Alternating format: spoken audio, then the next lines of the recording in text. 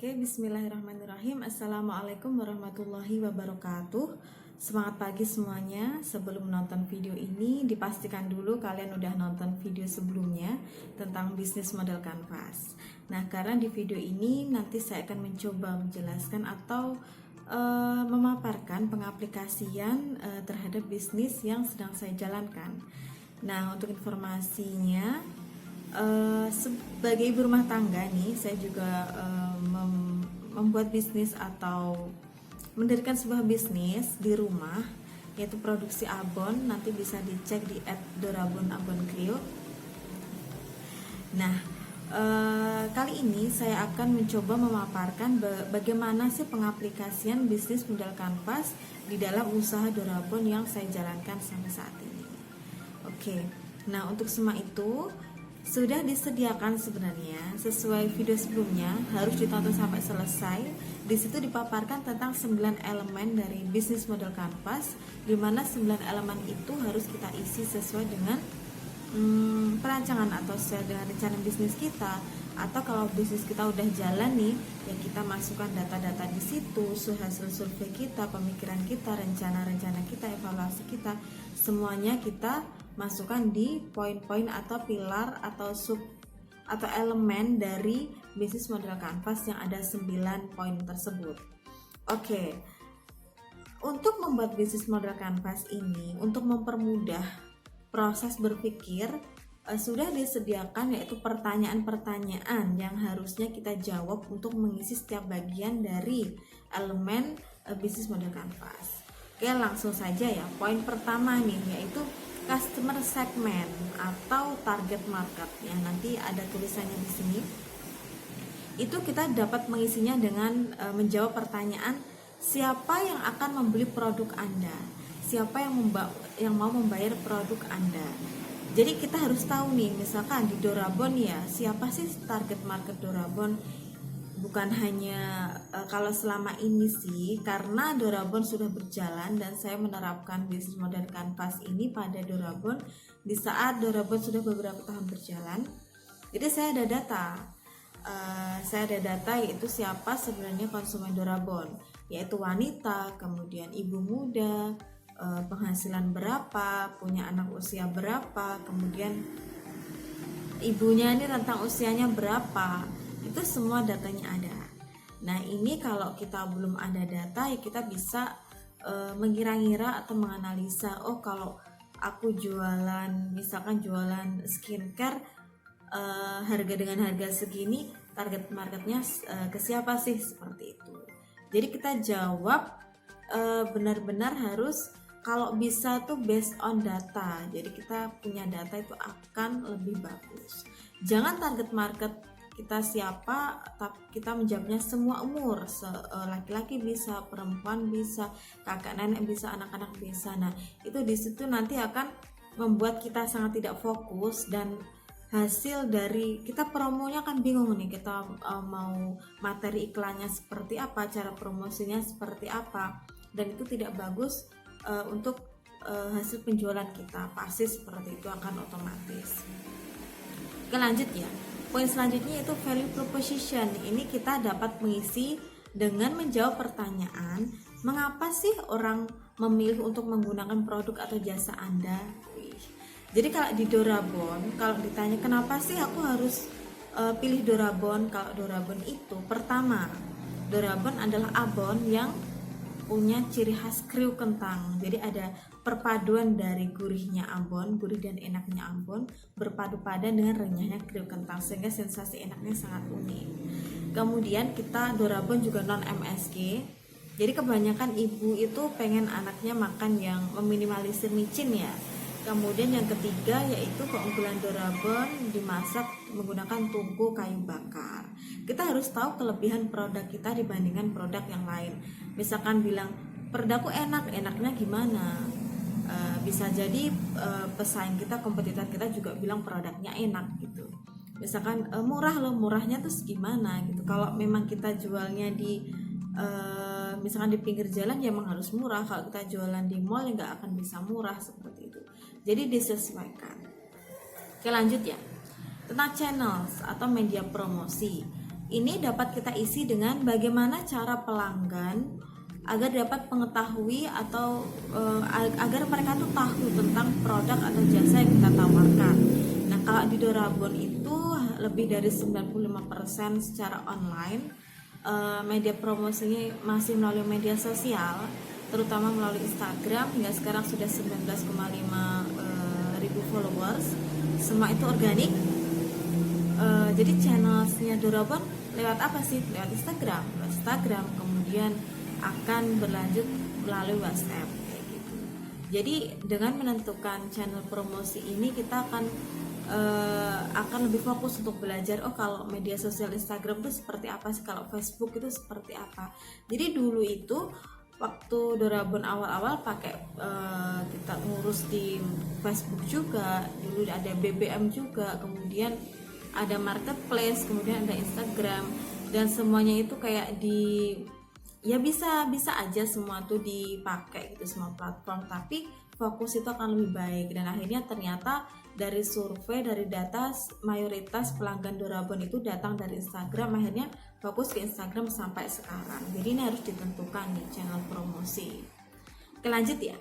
Kemudian revenue streams, ini ada sumber penghasilan. Ini mah kalau di Dorabon ya dari hasil penjualan abon, udah itu aja. Jadi ya ini gampang lah ya, kita dapat uang dari bisnis kita tuh rencananya kan dari mana, atau selama ini dapat uangnya tuh dari mana, ini sangat mudah. Nah, selanjutnya nih poin kelima. Nah, poin kelima yaitu tentang key resources atau potensi yang dimiliki.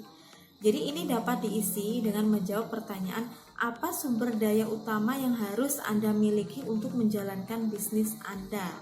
Jadi kalau di Dorabon, karena masak abon itu tidak mudah juga gampang susah lah ya. Jadi harus punya keahlian untuk memasak abon. Jangan sampai gosong, jangan sampai kurang kering, jangan sampai seratnya kurang halus dan lain sebagainya. Jadi potensi yang harus dimiliki adalah kemampuan membuat abon.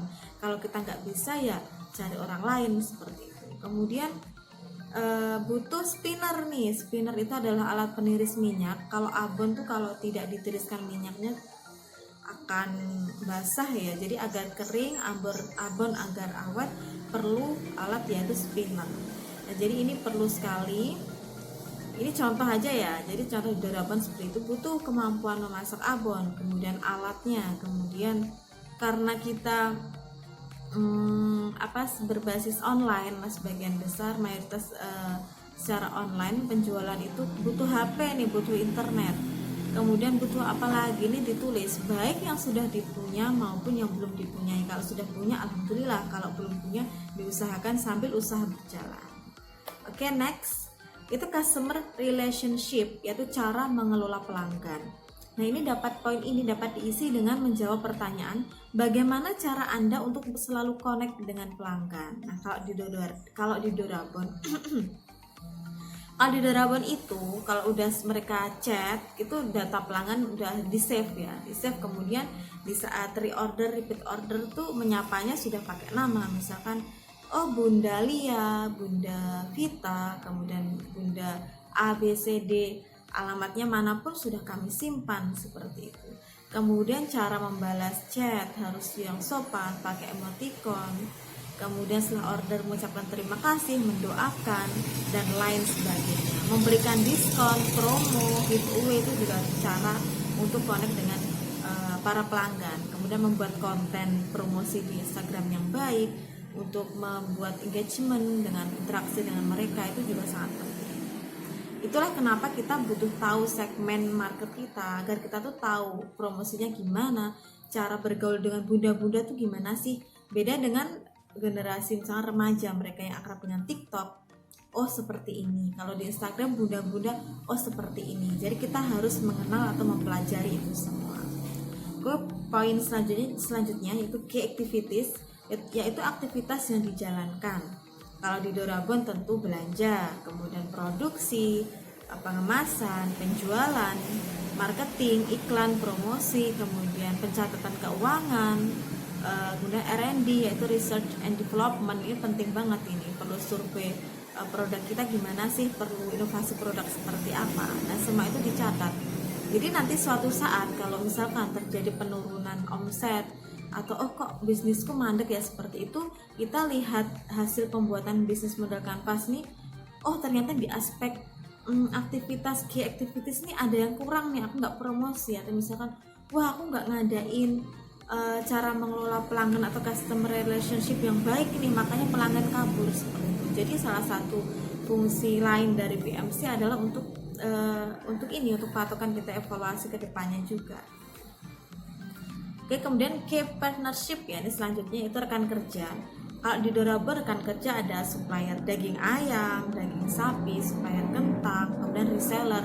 Dan ini kita jaga hubungan baik dengan mereka. Contoh kecilnya adalah di saat lebaran nih, misalkan kita kirim bingkisan, kemudian kadang kita kasih tester, saling menyapa, ramah, kemudian menyelesaikan pembayaran dengan baik. Nah itu hal-hal simpel seperti itulah bagaimana kita layaknya bergaul, karena bisnis itu tentu gak hanya sekedar profit ya, yaitu keberkahan. Kita menjalin hubungan yang baik dengan segala pihak yang terlibat itu jauh lebih penting. Dan poin terakhir yaitu cost structure nih, ini sangat-sangat perlu teliti di poin ini. Ini adalah kita jawab pertanyaannya ya, pengeluaran apa saja yang dibutuhkan untuk menjalankan model bisnis ini. Kalau di Dorabon tentu untuk belanja, untuk biaya produksi, gaji karyawan, internet, transportasi, untuk packing, kemudian untuk listrik. Jadi benar-benar kita rigid semua. Misalkan kantong plastik ada yang beli itu juga harus dimasukkan. Jangan sampai tenaga kita pun itu gaji kita jangan sampai kita ambil dari profit usaha. Kita gaji yang masuk ke gaji seperti itu. Jadi untuk cost structure ini butuh belajar sendiri ya. Maksudnya bagaimana kita menentukan harga jual produk agar kita benar-benar untung. Jangan sampai kita capek barang laku habis tapi ternyata uang produksi dan uang masuk impas atau sama aja, itu mah nggak untung ya seperti itu. Jadi harapannya bisnis kita nih dari segi biaya profit, karena profit itu adalah ya kita bisnis pengen profit seperti itu. Oke, itu 9 poin dari bisnis model kanvas yang bisa diterapkan di bisnis siapapun kamu, baik kamu masih pelajar, masih kerja ikut orang, atau kamu masih pengangguran, pengen buka usaha, masih ribet dengan pikiran yang di otak, coba deh tulis.